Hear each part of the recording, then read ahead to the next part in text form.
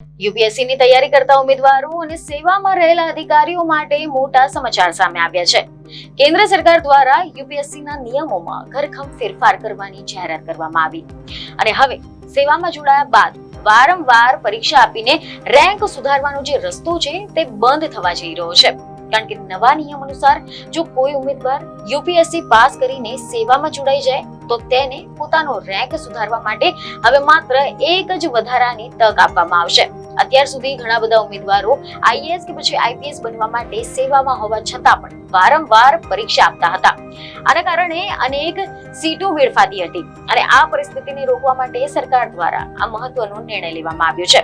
આ નવા નિયમ વર્ષ 2026 થી અમલમાં આવ્યો છે અને આ નિર્ણય પાછળનો મુખ્ય ઉદ્દેશ ભરતી પ્રક્રિયાને વધુ પારદર્શક બનાવવાની અને પ્રશાસનીય જે સેવા છે તેમાં સ્થિરતા લાવવાનો છે.